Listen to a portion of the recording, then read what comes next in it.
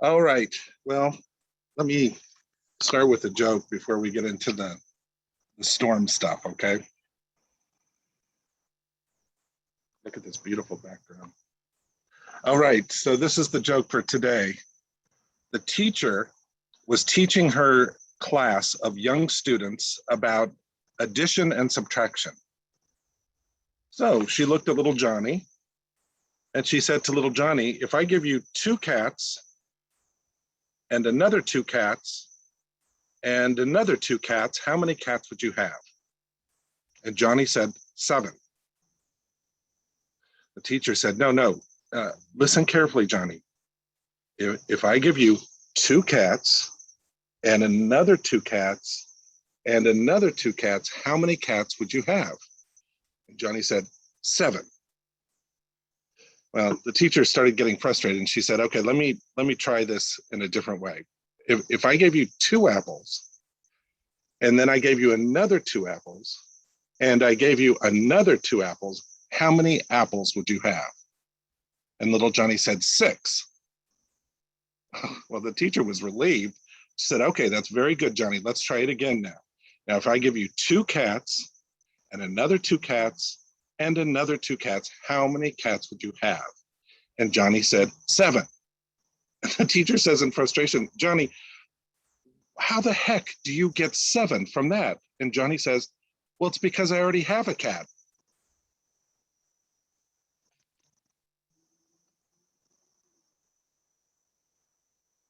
A nice simple joke for today to kind of start. I want to echo what Lynette was saying earlier about the storm. I'm glad to see everybody here. I know different people had different experiences. We had a lot of damage, a lot of very expensive damage, as it turns out. Kind of everything in our basement was underwater, and so we have to replace everything. But the damage that we had was so much less than what so many others had, including some close friends of ours who had deaths that were related to this. So, just thinking for a moment and sending everyone who was affected and is still being affected by this storm, just a moment where we can reach out and send them our light and our energy of healing and right action. I mean, with the storm, it really was an odd experience for a lot, to say the least. I didn't think anything was going to happen because we don't ever get flooded, and so I didn't even think to look until we was close to going to bed, and Alan said, "You got to come look at this." And there was all this water in our basement rising up quickly, and it was sewage water, which is not great. And I had never experienced this before, and neither had Alan. We didn't really know what to do, to be honest. We were really scared. I didn't know if it was safe or not safe down in the basement. All the electrical stuff is down there. All of that. It was just an interesting experience. And I felt like the country, that beautiful country western song, I felt like we were 2 sparrows in a hurricane. This is before we had the perspective of how big this was. We were just living our own little experience. Later, we learned of everything else, but in that midst, we didn't know what to do. So I did what every self-respecting person does these days. I went right to the internet and I started Googling everything and anything I could think of and anybody that could help. And I called the fire department and I was calling people. And of course, every line was busy. And, it was just, there was a lot of chaos that night. And then I remembered really early on what I really needed to do first. And I took my phone and I texted my dear, dear friend, Reverend Karen, down in Florida. She knows something about water experiences down there, and clued her into what was happening. And within seconds, she wrote back saying, I'm on it. Not only me, but I'm going to get all the practitioners of the center that she had down in Florida. We're on it. And she texted me immediately a treatment on my phone. Now, that treatment became like a lifeline for me over the next X number of hours, the next day, really, all night long, because of course we didn't get really any sleep that night. And the thing that kept me focused, the thing that kept me not crazy, was really the treatment that she sent to me. I carried that treatment in the forefront of my brain so that it was the filter through which I saw this entire experiment. And in fact, she and I started texting back and forth, and we were texting in the way that people who are in the spiritual path for a while and know each other very well text each other. And she was telling me the things that, if you've been to a practitioner or minister, the things that they say to keep you in truth, to keep you focused on truth, even in the midst of this storm. And I was telling her that it's crazy, but in my experience dealing with her through texting on a phone, I started feeling so much gratitude.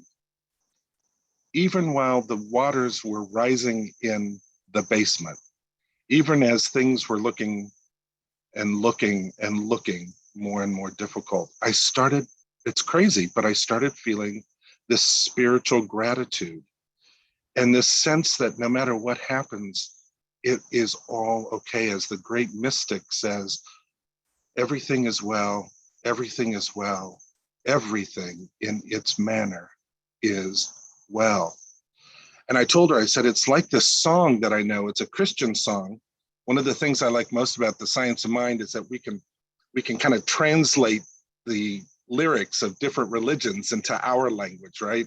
And we can do that because Ernest Holmes was so brilliant that he took the best from every religion and philosophy and psychology and science and the arts. And so we have that ability, like Google Translate, where we can go to any of these different traditions or religions or practices, and we can see the science of mind in it. So this is from the Christian religion, but the lyrics go like this. It's a song called, by the way, Bring the Rain, by a Christian group called Mercy Me. And he says in the song, I can count 1,000,000 times people asking me how I can praise you, capital U, Y on you, which for us would be spirit, with all that I've gone through. How I can praise you with all that I've gone through. The question just amazes me. Can circumstances possibly change who I forever am in you? Maybe since my life was changed long before these rainy days, it's never really crossed my mind to turn my back on you, Spirit, my only shelter from the storm. But instead, I draw closer through these times. So I pray, bring me joy, bring me peace, bring the chance to be free. Bring me anything that brings you glory. And I know there'll be days when this life brings me pain. But if that's what it takes for me to praise you, then Spirit, bring the rain. Isn't that beautiful? I love that line too. The question just amazes me. Can circumstances possibly change who I forever am in you? We teach that. That's Science of Mind 101. We teach that in the textbook, that we are not bound by the circumstances of our life. And the circumstances of our life change constantly. We know that. How do we know that? Because look at our life a week ago versus this week. Circumstances change. So if we are not grounded in the changeless, then we are constantly affected by the change. So there we were, having this texting time with Reverend Karen, getting high on the spiritual truth while at the same time paying attention to the experience that we were having in our house. And as the treatment that she sent inspired me, it also focused me. So the way I think of it myself is that the treatment that I held onto like a lifeline changed my experience because it changed how I experienced the experience I was having. In other words, if I had stayed in the chaos and the fear, and just to be really clear and transparent, I had fear. I had a lot of fear still. It's not like I just magically disappeared with the fear, but now I had grounding. If I had not had the grounding, then I could have made all sorts of very not great choices. Have you noticed that when you're not grounded, many times the choices you make are not in your highest and best good? But when we ground in our highest and best, then we're able to make different decisions. We're able to actually take actions that are of a more positive, that have a more positive outcome because we are focused in the truth. And that's what that treatment did for me in the midst of the rising waters in our basement. And of course, later we found out just how big this is. It reminded me, my experience that night reminded me of when I first got into the science of mind. I've shared a little bit of that, the fact that I found it by accident when I had gotten broken up with. And I was so upset that I jumped in my car and I was just driving around because I didn't want to be in my house. This was before cell phones. I didn't want to be near my phone, and I was just driving around and, upset. And there is this weird building that I turned around in their parking lot, and it was a weird building that looked like a spaceship, and it said Mile High Church of Religious Science. And I thought, wow, that's weird. All right. And then it said Wednesday night service. And I thought, wow, that's weird. It's Wednesday night. And then it said service 7 p.m. And I thought, wow, that's weird. It's 7 p.m. And I thought, I literally have nothing to lose at this moment by going in. And many of you have heard me tell the story that I said in the very back row in case it was a cult. And I could run out if they were going to bring in any of the sacrifices because I didn't want to be the sacrificed. And, all that. But that was the night that I heard Reverend Marjorie Stamm, later Dr. Marjorie Stamm, speak the Wednesday night service talk. And she blessed all people of all faiths all around the world. And that was such a big moment for me to realize that we didn't have to make other people wrong in order for us to find something that was right for us. That's so big, especially in this country and especially at this time. That was so major. Also, the fact that it was a woman minister was so amazing as well. And the fact that she said that we are each responsible, 100% responsible for our own life was so freeing. So I loved my Wednesday night experience. And I thought, you know what, I'll try it on Sunday morning and see if it's, maybe I just had one good night because I was so upset. So I went on Sunday morning and I loved it. And I loved it so much that I signed up for every class they had, except I think for like the new mothers class. But every other class they had, I was there. And I didn't know how I was going to pay for anything, but I just started taking classes. And for 4 years, I took at a minimum of minimum classes that required me to be there for 3 nights a week. Usually Monday, Wednesday, Friday, from 7 to 10 p.m. And I didn't even live very close to this place, by the way. I had to drive like 45 minutes to an hour each way to get there. So what I did, this is back in the late 80s. So what I did is I created a mixtape. Do you guys remember? Raise your hand if you remember mixtapes. And how many of you made mixtapes? And how many of you loved those mixtapes that you made? I mean, they were like only your favorites, right? They were the best. And, you could we had a Kmart near us. So you could go to Kmart and get the blank cassettes, 3 for $1. Or you could get, if you wanted to make like a really good mixtape, the really good ones, you'd get a Denon, which each cassette came in a really nice package and they were like $3.99 each. Whoa. And like really nice mixtape. So I made a mixtape driving to and from the center 3 times a week. And man, I wore that mixtape out. I wore it out. And by the way, I added to that mixtape throughout the years, and I put that mixtape, I'm going to put it in the chat real quick. I just, before I got here, I went onto Spotify and put the mixtape there so you guys can see it. I called it Joel's SOM playlist. And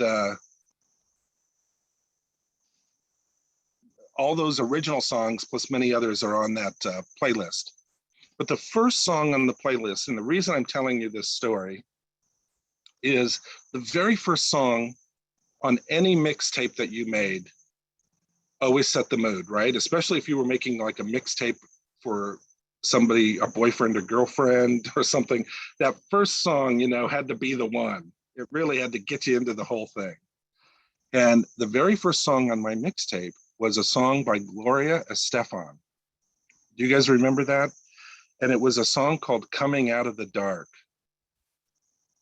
Yeah, man, a lot of you are nodding your heads. I mean, she's saying, why be afraid if I'm not alone? Life is never easy. The rest is unknown. Step by step, we'll make it through. Yeah, and on and on. And then she gets, you know, the song keeps building, and it's the gospel choir comes on and sings, Coming Out of the Dark.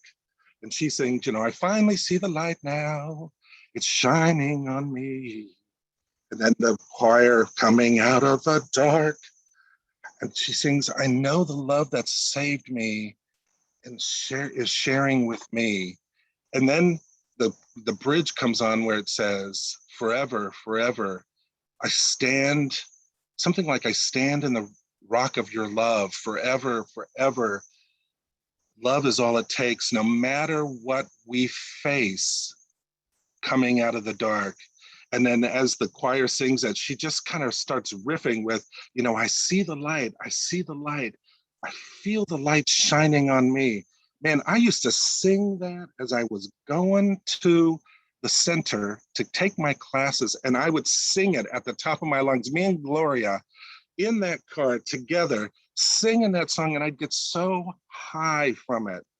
And I remembered my favorite parts of that song were that part when she would just start riffing that I see the light, I feel the light shining on me. And I would just, you know, I'd drive with one hand and I'd raise my hand with the other. And I know people thought I was just absolutely nuts.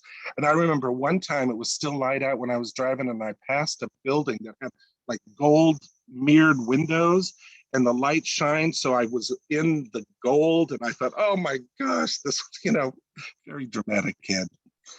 So anyway, maybe I'm oversharing. So,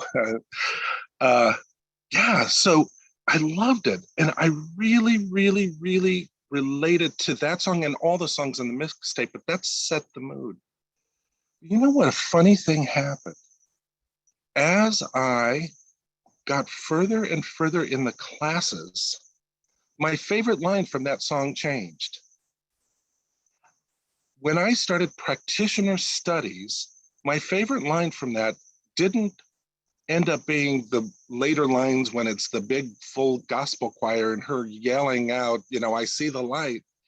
My favorite line ended up being the very first line of the song. Why be afraid if I'm not alone? It's also the softest sung line in the whole song. She sings it in the still, small voice. Why be afraid if I'm not alone? The quietest part of the song, the first line of the song. In a sense, those 7 words comprise the spiritual journey itself. Why be afraid if I'm not alone? So that was a big church. There were dozens and dozens of practitioners and I don't know, 6 ministers or something, and they had literally thousands of people on a Sunday and 3 services, one at 8:30, one at 10, and one at 11:30. And you know, it was always, and each service had a different feel to it. and the practitioners were required to participate every I think it was 3 Sundays a month. And you had to, you didn't participate for a service, you participated for the whole day. So you had to be at all 3 services and all that. And practitioners had different jobs. So one Sunday you might be one of the practitioners that prayed with people at the end of each service. Another one, you might be one of the practitioners that sat in the consciousness room. They had a room with no windows, just with couches and chairs, and you just sat in there with another practitioner or two and held the consciousness for hours. You might be one of the practitioners that got to shadow one of the ministers and help them out in any way. And they had some other things, but they also had this job. And I think I did it about once a month for a couple years. This church had a TV show on Sunday mornings. It was like a half an hour TV show, something like that. And it was the minister who would interview different people, different inspiring people. I don't know. I don't think they still have it. This was years ago. But throughout that TV show, they would have prayer line with a phone number. And then they would have a bunch of practitioners sitting at the other end on the phones answering the prayer line. Now, they gave us training so that, you know, we had training in case there were things that we couldn't handle or shouldn't handle legally or medically. But truthfully, before I remember sitting down for the very first time, I got to sit in one of the minister's offices at their phone, and I felt really big because I wanted to be a minister. So I felt really important. And I remember thinking, this is going to be so much fun, this prayer line, because I'm going to get people who want to pray with me. And I thought, I think that you're going to want to pray like, I'm going to get people who are probably struggling with their meditation practice. And they're calling me to say, I need some help with my meditation practice. Or people who might, you know, different things, just like a doctor thinks all of their patients are going to be well. So I thought this is going to be great. And my very first call, phone rings, I pick up the phone, and we had our little script to begin with, you know, thank you for calling Mile High Prayer Line, and how may I pray for you today? My very first call was a woman who was in a state of mind because minutes before she called me, minutes, less than 10 minutes probably, the police had come and arrested her son.